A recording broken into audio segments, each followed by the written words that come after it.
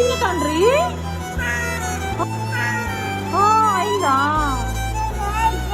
నేను లేనప్పుడు డాడీ ఏమన్నా డాడా అజ్జో అన్నాడా? డాడీయా?